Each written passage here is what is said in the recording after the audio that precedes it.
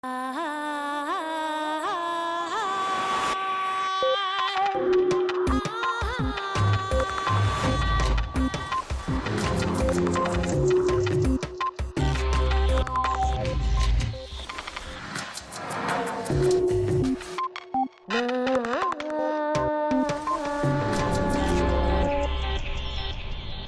religión no debería usarse como una ruta para el conocimiento. Stuart Clark.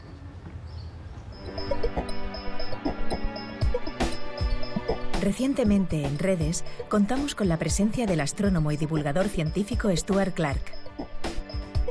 En este capítulo veremos la segunda parte de la entrevista en la que Punset y Clark siguen profundizando sobre los grandes misterios del universo, como el origen de la vida, el motivo por el que el universo tiene la misma temperatura en todas las partes y sobre la existencia de Dios y la relación de la ciencia con la religión.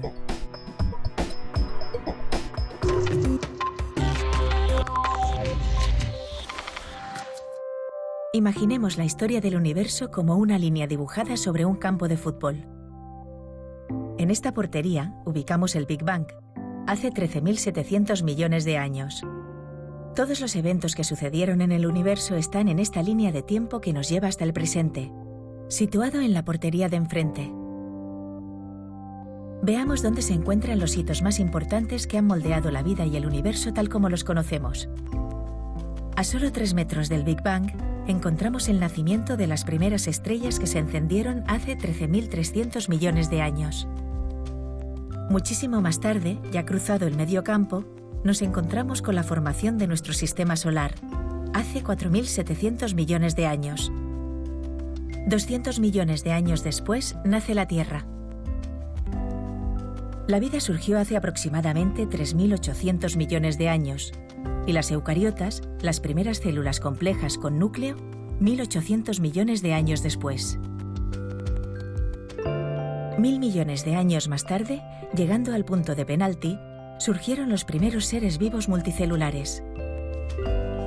Las primeras plantas brotaron hace 475 millones de años. Los primeros mamíferos hace solo 200 millones de años. A tan solo medio metro del presente, hace 65 millones de años, desaparecieron los dinosaurios. Y a 4 centímetros de la portería, hace 6 millones de años, nacieron los primeros homínidos. Los humanos modernos, que llevamos sobre el planeta apenas 200.000 años, estamos a 1 milímetro de la portería. Y los 75 años de vida de Punset ocuparían la última media micra de la línea del tiempo, un espacio un poco mayor que el de un virus en este campo de fútbol. Según algunas teorías, algún día muy lejano, el universo desaparecerá y ya no habrá tiempo para mirar más allá. La verdad es que no sé si describirlo como fantástico, apasionante, majestuoso, o qué sé yo, pero recuerdo que hace mucho tiempo, tal vez unos 10 años, un buen amigo trabajaba para la NASA en California. Estaba a cargo de un equipo pequeño, pero muy especializado, de biólogos y observadores del cielo, un equipo de astrónomos y de biólogos. Su cometido era descubrir la vida fuera de nuestro planeta. Pues bien, siempre me decía Eduardo, la vida es un error. Es tan compleja que nos resulta prácticamente imposible encontrarla en otros lugares que no sea nuestro planeta, y no obstante no cejó en su empeño. ¿Para qué? Yo me preguntaba. Entiendo lo que quieres decir. La vida es una locura. A veces parece un error. Cadenas largas y enormes de elementos químicos que forman organismos. Por eso, la búsqueda de vida en otros planetas pretende averiguar si estamos solos, si somos un error cósmico o si, por el contrario, la vida es posible y todo el universo existe, tal vez, para permitir la formación de vida. También queremos saber si la vida puede surgir con otros elementos químicos que no sean el carbono. O sea que, ¿cómo es posible que solamente sea en este diminuto planeta en medio de un universo gigantesco donde haya vida? Es extraño, ¿no? Probablemente seamos la única especie, esto también me lo dijeron hace muchos años, capaz de observar el mundo microscópico, el de las cosas que apenas se ven, ¿no? Pero a la vez nos hallamos a mitad de camino de las grandes obras de la naturaleza, como el sol. ¿Crees de verdad que somos realmente una especie privilegiada en este sentido, de ver lo pequeño y lo grande? Teniendo en cuenta que contamos con un cerebro avanzado que nos permite construir tecnología para examinar el mundo de las cosas extremadamente pequeñas, pero a la vez explorar el mundo de los objetos muy grandes, probablemente sí seamos privilegiados y, por supuesto, es nuestra próxima búsqueda. Si hay vida en otros planetas, entonces la pregunta es, ¿puede esa vida ser inteligente como nosotros? ¿Puede haber otros observadores inteligentes en el universo que intentan mirar ahí afuera para descifrarlo todo?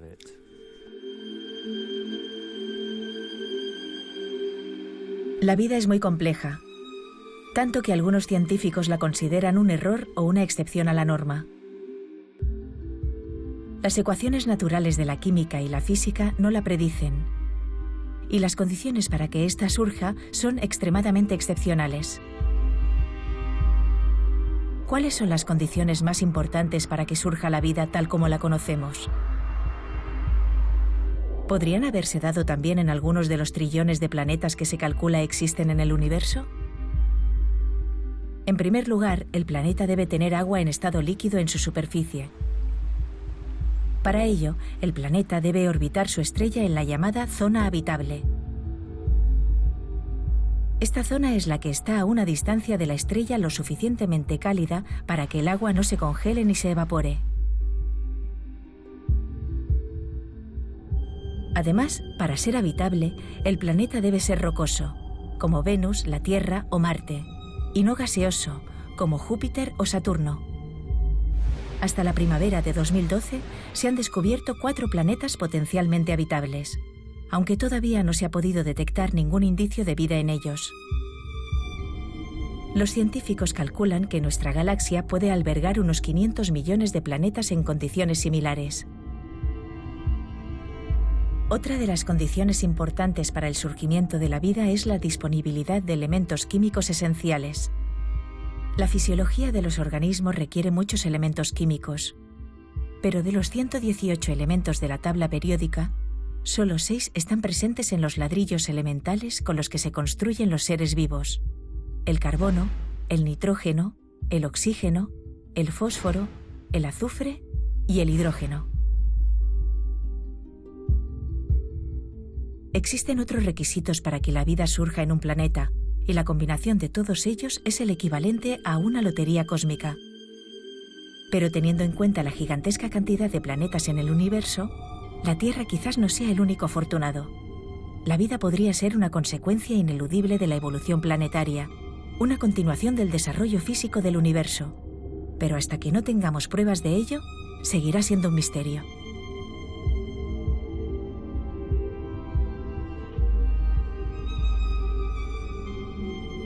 Déjame plantearte un misterio u otra pregunta al que llevo mucho tiempo dándole vueltas.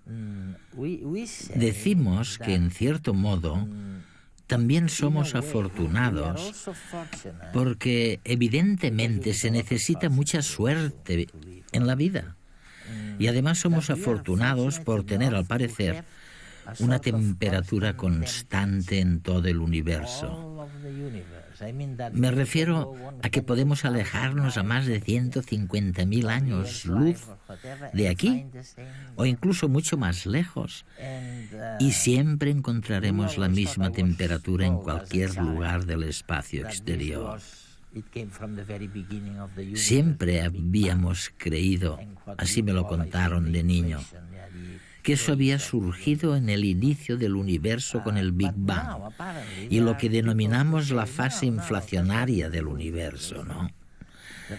Pero ahora, al parecer, algunos expertos sostienen que no tiene nada que ver con la inflación. El hecho de que la temperatura sea casi uniforme en todas partes se debe a que quizá en el pasado la velocidad de la luz era más elevada. Sí, Eduardo, es uno de los grandes misterios del universo y una de las preguntas que más nos hemos formulado. ¿Cómo es posible que en un extremo del universo haya la misma temperatura que en el otro? Si los rayos de luz de ambas zonas acaban de alcanzarnos justo ahora y llevan viajando a través del espacio gran parte de la vida del universo, es imposible que se hayan cruzado varias veces para igualar las temperaturas. Entonces, ¿por qué tienen la misma temperatura? ¿Por qué no son todos los lugares distintos? Uno caliente, otro frío. Se creía que poco tiempo después del Big Bang, algo provocó que todo el universo se expandiera a una velocidad extremadamente rápida. Y por eso, la temperatura acabó siendo igual en todos los lugares del universo. Luego el universo siguió expandiéndose y alejando todas las zonas unas de otras. El problema con la idea de la inflación, y es una idea muy buena, es que nadie sabe con certeza qué es lo que desencadenó la inflación, ni por qué sucedió algo semejante en el universo. Se barajan muchas hipótesis, pero nadie ofrece una explicación verdaderamente concreta. ¿El Big Bang? No, tuvo que suceder tras el Big Bang, eso es seguro. El Big Bang, de hecho, provocó la expansión del universo, pero algo la aceleró durante una diminuta fracción de tiempo. Es lo que denominamos inflación.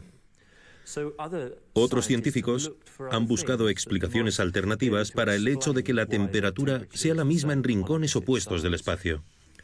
Según una de ellas, si la velocidad de la luz fue extremadamente elevada en el pasado, mucho más rápida que ahora, en los albores del universo, la luz pudo cruzar el universo muchísimas veces y unificar, por tanto, las temperaturas, igual que sucede con una taza de agua caliente cuando se iguala con la temperatura de la habitación. Sin embargo, hoy en día, la luz viaja a la velocidad que observamos.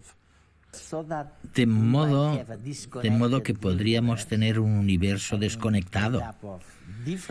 Es decir, compuesto de varios universos distintos, o casi, según la temperatura. Sigue siendo la misma, porque quizá al principio del universo las constantes de la naturaleza, como la velocidad de la luz, eran distintas, mucho más elevadas.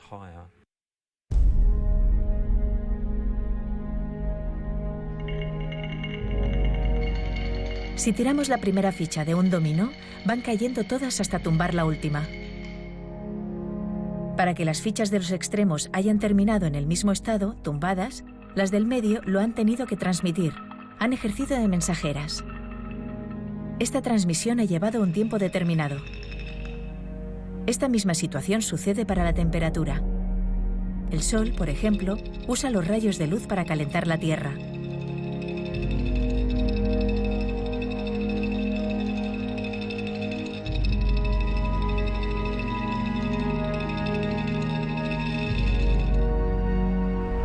Para que dos cuerpos alejados equilibren su estado térmico, tienen que usar un mensajero.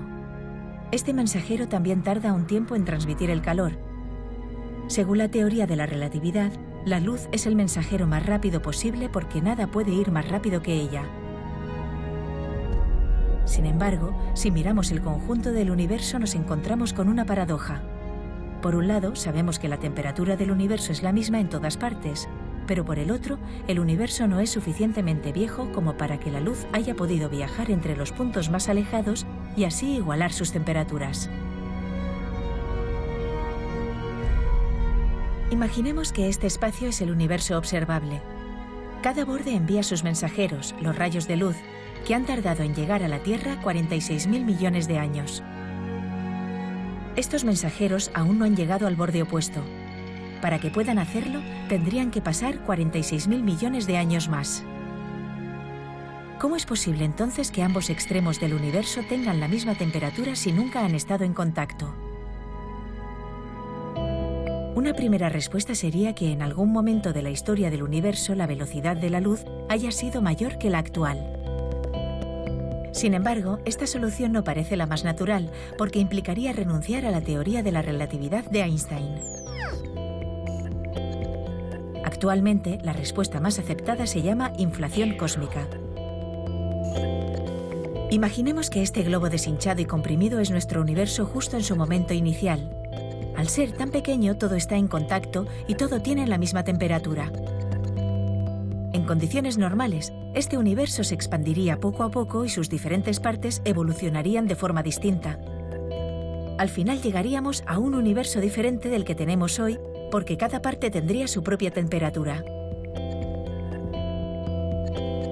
Sin embargo, la teoría de la inflación cósmica propone que justo después del momento inicial, el universo se expandió con una velocidad mucho mayor que la de la luz. Esta expansión duró una pequeñísima fracción de segundo, pero provocó que el universo se hiciera mucho mayor de forma casi instantánea. Después, las distintas partes del universo no habrían tenido tiempo para evolucionar por su cuenta y tendrían la misma temperatura. El universo se habría hecho mucho más grande sin perderse la homogeneidad de temperatura inicial. Podemos pensar que esta solución también contradice la relatividad de Einstein. Nada puede ir más rápido que la luz. ¿Es esto cierto? Concretamente, la teoría de Einstein dice que nada que viaje a través del espacio puede ir más rápido que la luz. En nuestro globo, el espacio es su superficie. Por lo tanto, ningún objeto que se mueva en ella puede superar este límite. Sin embargo, en la inflación, lo que se expande más rápido que la luz es el propio espacio, el propio globo. Así, ninguno de los objetos del universo tiene una velocidad superlumínica. Esta expansión del espacio por encima de la velocidad de la luz sí que es compatible con la relatividad de Einstein.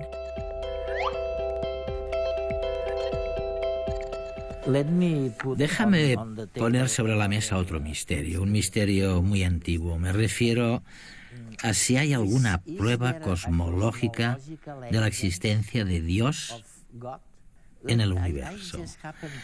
Justo el otro día más bien leí algo que había dicho Galileo. Era lo siguiente.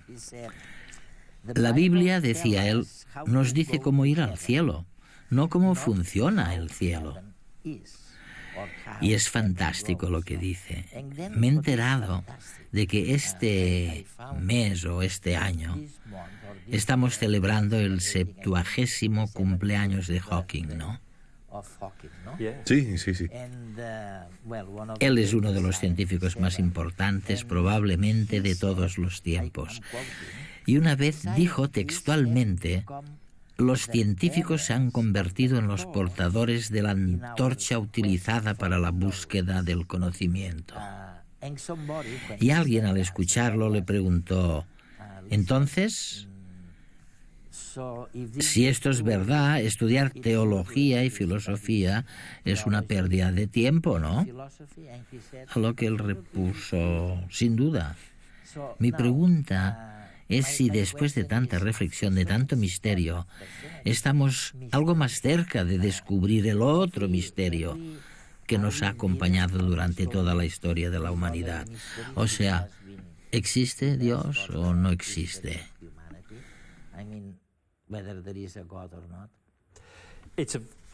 Es una pregunta fascinante. La ciencia y la religión a veces chocan. Inicialmente Galileo, por ejemplo, y el matemático alemán Johannes Kepler, que trabajó en Alemania en el mismo momento en el que Galileo trabajaba en Italia, eran muy devotos.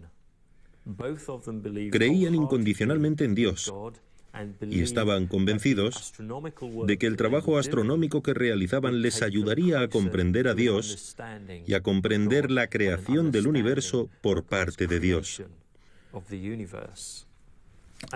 Y Newton, en Inglaterra, 50 años después aproximadamente, creía exactamente lo mismo, que estudiar el universo de un modo científico le permitiría estar seguro sobre lo que uno observaba y sabía del universo, pero también le ayudaría a conocer un poco más la mente del Creador, del propio Dios.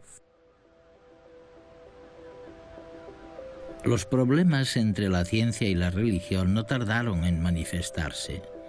Enseguida se vio que lo que la ciencia empezaba a descubrir era virtualmente imposible de conciliar, de equiparar con el supuesto papel de Dios en el universo.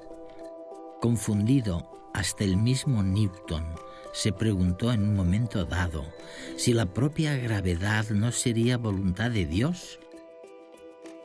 Gracias a la teoría de Newton, él pudo describir lo que hacía la gravedad, pero no sabía lo que era, porque existía y no sabía cómo funcionaba. Y lo más curioso es que seguimos igual que Newton. La gravedad sigue siendo uno de los grandes misterios. ¿Qué es la gravedad? ¿Qué significa? ¿Cómo funciona? El caso es que Newton se preguntaba si la voluntad de Dios estaría tal vez encarnada en la gravedad. Eso no gustó nada a los religiosos porque habría significado que Dios estaba constantemente trabajando para mantener el universo en marcha, mientras que su idea era que Dios había sido simplemente el creador inicial, que había creado el universo al principio de los tiempos y luego el universo funcionaba solo. No fue hasta el siglo XX cuando un sacerdote belga llamado Georges Lemaitre, que también era un físico excepcional, logró desvincular completamente la ciencia de la religión. Para ello recurrió exactamente a una cita de Galileo. Dijo: la Biblia y la religión nos hablan de la salvación del alma humana, de cómo vivir una buena vida e ir al cielo si uno cree en el más allá. El conocimiento del universo, la relatividad general, por ejemplo, no es necesario para la salvación del alma. También habló sobre el hecho de que Dios creara el universo en el Big Bang durante un día concreto. Según él, hubo una vez un día sin ayer, es decir, hubo un momento en el que el espacio y el tiempo fueron creados por Dios. La ciencia, en sus mediciones, suele medir o bien el lugar que ocupa un objeto en el espacio o el tiempo que se necesita para mover algo o hacer algo.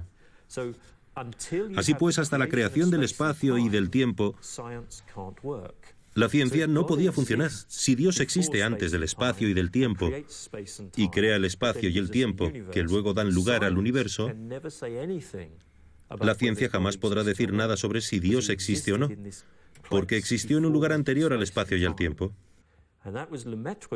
Así fue como Lemaitre separó la fe y la religión del conocimiento. Del conocimiento, eso es, y dijo que eran dos cosas distintas. La religión, las creencias religiosas impulsadas por la fe, por un lado, y por otro lado, la ciencia, impulsada por la búsqueda de conocimiento. Ambas cosas nunca se mezclan y no deberían hacerlo. La religión no debería usarse como una ruta para el conocimiento, ni tampoco la ciencia debería usarse como una vía para probar o refutar la fe.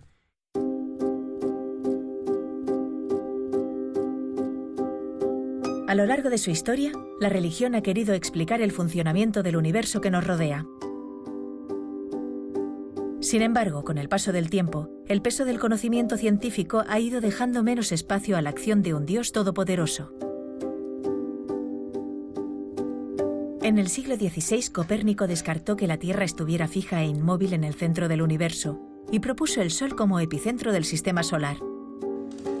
Al cabo de unos años, Galileo pudo demostrar con datos esta hipótesis. El hombre dejaba de estar en el centro del universo.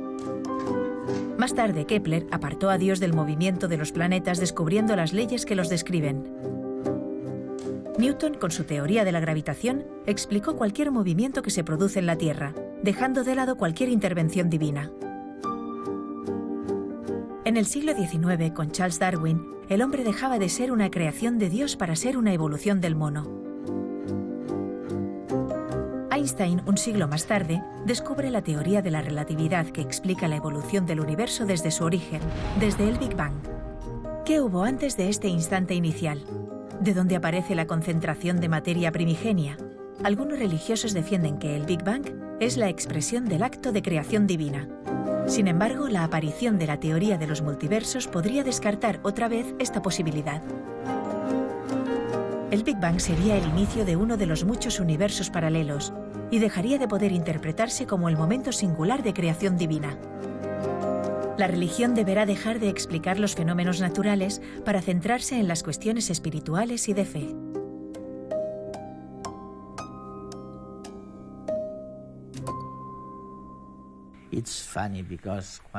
Es curioso porque mientras hablabas pensaba que probablemente una de las mejores explicaciones es la que has mencionado antes y que ahora has parafraseado en cierto modo. Al buscar vida en otros planetas, en realidad tenemos un objetivo preciso. El día que encontremos una nueva forma de vida distinta, sabremos lo que somos. Del mismo modo que quizá el día que encontremos un nuevo planeta, despejaremos la incógnita del qué, el quién y para qué se creó este planeta. Creo que es cierto, sí. Me parece que a todos nos gusta conocer gente nueva para ver si somos normales comparados con los demás y para ver si encajamos bien con la sociedad y la cultura que nos ha tocado vivir. Si fuéramos capaces de encontrar otro planeta con vida, podríamos estudiarlo para comprobar si la bioquímica es la misma. Además, si los seres vivos fueran inteligentes, también podríamos preguntarles qué opinan acerca de los grandes misterios. Aprenderíamos muchísimo sobre nosotros mismos simplemente haciéndoles preguntas.